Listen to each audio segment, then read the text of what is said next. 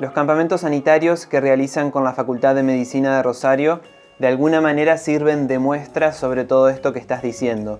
¿Cuántos años llevan realizando estos campamentos y qué es lo que han encontrado en este tiempo? Bien, los campamentos fueron el dispositivo de evaluación final de la práctica final, que es la última materia de la carrera de medicina en Rosario, que nosotros creamos en el año 2009 y se implementaron por primera vez a partir de diciembre del 2010, y el último se implementó en diciembre del 2019. Nosotros dejamos de ser responsables académicos de la práctica final el año pasado por decisión de las autoridades políticas de la facultad, y esa decisión incluyó, entre otras cosas, el desarmado, el desmantelamiento de la estructura académica que permitía los campamentos sanitarios, que eran los espacios tutoriales donde se preparaba a los estudiantes para que su evaluación final, que era el campamento sanitario, sea coherente con el proceso de aprendizaje a través de tutorías y de espacios asistenciales. Eso se desarmó el año pasado y en diciembre fue el último campamento sanitario que se hizo, que fue el número 40. Ahora, en esos casi 10 años, de esos 40 campamentos sanitarios, que quiere decir 40 localidades diferentes de Entre Ríos, Santa Fe, Córdoba y Buenos Aires, que recorrimos entre diciembre del 2010 y diciembre del 2019, nosotros pudimos construir y primero pudimos identificar cuál era el perfil epidemiológico, es decir, cuáles eran las principales características de cómo enferman y cómo mueren las personas en estas localidades, y una vez que identificamos eso nos dimos cuenta que había un patrón común en esas localidades que no coincidía con el patrón nacional y que desde nuestro punto de vista era preocupante. ¿Por qué? Porque enfermedades endócrinas como el hipotiroidismo, que a nivel nacional no aparece entre las primeras enfermedades crónicas de nuestro país, aparecía con una prevalencia en segundo lugar.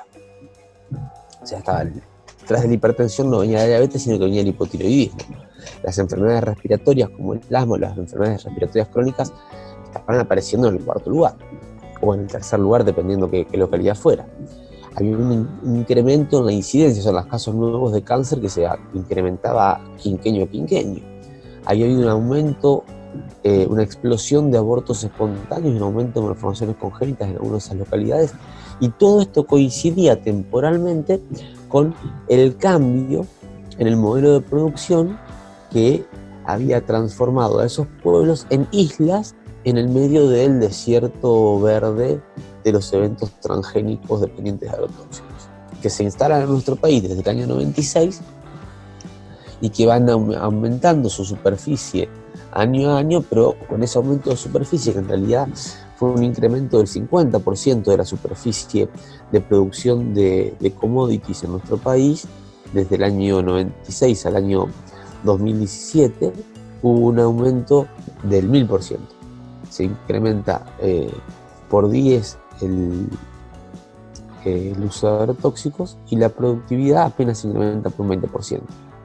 Entonces, esto demuestra que el paquete tecnológico no resuelve las condiciones de productividad, el paquete tecnológico no resolvió el problema de los venenos, los agravó, lo cual es lógico porque son todos transgénicos dependientes de venenos, o sea, resistentes a venenos. Entonces, si vos inventás un evento que es resistente a un veneno, no es para que se use menos veneno, es para que se use más veneno y ese evento lo pueda resistir.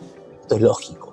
Sin embargo, acá se nos decía que era para usar menos veneno, lo cual claramente no fue así. Y al mismo tiempo fue un modelo de expulsión de las personas, los seres humanos, de sus territorios ancestrales, rurales y campesinos. Argentina, según el Censo Nacional Agropecuario, perdió desde el año 2002 hasta el año 2018 un campesino cada 2 horas. Un trabajador de la tierra menos cada 2 horas, a partir de la instalación de este modelo de producción, productor de commodities y concentrador de la tierra de producción en pocas manos. Eso es evidente. El incremento que hubo en los cordones de pobreza de las grandes ciudades de nuestro país, y que Argentina sea el país con mayor urbanización de América Latina, tenemos más del 95% de nuestra población viviendo en ciudades, es el resultado del avance de la frontera agropecuaria, de este paquete tecnológico de la siembra directa de transgénicos y agrotóxicos, que expulsó a los trabajadores rurales, expulsó a sus familias y a los campesinos de sus tierras, generando estos nuevos refugiados ambientales en los cordones de los conurbanos y de los periurbanos de las ciudades. Y de la mano de eso, los que vivíamos en las ciudades perdimos calidad nutricional. ¿Por qué? Porque donde antes se producían alimentos a partir del trabajo de esta gente que ya no está más en esos territorios, que ahora está en los cordones de pobreza de las ciudades, ahora se producen commodities agroindustriales, y para poder garantizar la producción de comida para todos nosotros hay que echar cada vez más mano a los procesos de industrialización dependientes de químicos que le quitan calidad a la comida. Se suele plantear una supuesta dicotomía entre cuidar la naturaleza, por un lado, y por otro lado la necesidad de producir, de alimentarnos o incluso de generar puestos de trabajo. ¿Existe esta dicotomía? ¿Es real o verdaderamente podrían existir estas dos opciones? Yo creo que lo que acabo de explicar grafica claramente que no es una dicotomía, hay una posición falsa y una posición que la realidad ha demostrado que puede garantizar que el mundo se alimente. La falsa es que sin trabajo no hay dinero y sin dinero no hay comida, entonces hay que dar trabajo y por eso tiene que venir el extractivismo.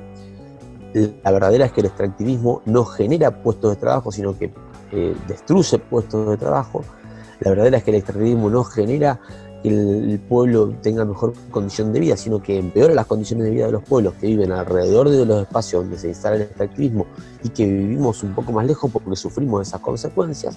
Y la realidad es que el alimento no se produce de manera agroindustrial, no se produce de manera artificial a partir de los químicos y los transgénicos, sino que se produce de la mano de los productores agroecológicos, de los pequeños y medianos campesinos. Esto lo dice la FAO. O sea, con menos del 25% de la tierra del planeta, el pequeño campesinado mundial produce más del 75% de los bienes para la alimentación humana. El tema es que muchos de estos no pueden hacer agroecología porque requieren de alguna estabilidad, entre comillas, del proceso productivo que les obliga a tener que recurrir a químicos para garantizar el resultado final de su producción. ¿Por qué? Porque no son dueños de su tierra, porque tienen que pagar alquileres, porque tienen altos costos de mantenimiento y no pueden arriesgarse a que algo les vaya mal. Y eso les empeora la situación económica y los hace aún más dependientes del paquete tecnológico. Ahora, si hubiese una política de defensa y estímulo de la producción de alimentos de verdad, o sea, de comida sana, sin veneno, sin agrotóxicos, que empiece por garantizar la estabilidad en la propiedad de la tierra a quien la produce, no hablo de regalársela, hablo de generar condiciones para que puedan comprarla, porque además los trabajadores de la tierra no piden que les regalen la tierra, están pidiendo que les den créditos que sean posibles de pagar para poder comprar sus terrenos y poder a partir de así tener sus propios territorios y poder producir en sus lugares, y poder entonces animarse a hacer inversiones que les permitan, por ejemplo, tener mejores condiciones para el proceso agroecológico en sus terrenos. Entonces me parece que eso sería una política de Estado que resolvería o iniciaría el camino de la resolución del problema de la mala calidad de la comida que nosotros hoy a la que estamos accediendo como sociedad, salvo que tengamos el dinero suficiente para pagar la diferencia con la cual los 6 o 7 u 8 vendedores que se constituyen en el oligopolio de la distribución de comida en Argentina a través de los grandes supermercados, las grandes cadenas de distribución y venta, pongan en sus góndolas como orgánico y te eleven el precio a 4x5. Lo cual es una barbaridad, porque transforma el alimento sano en un privilegio en vez de ser en un derecho, ¿no? Si te gustó la entrevista, te invito a compartirla. Déjanos tus comentarios y suscríbete a nuestro canal de YouTube. También seguinos en las redes sociales y, como siempre, más información en www.reconectar.net.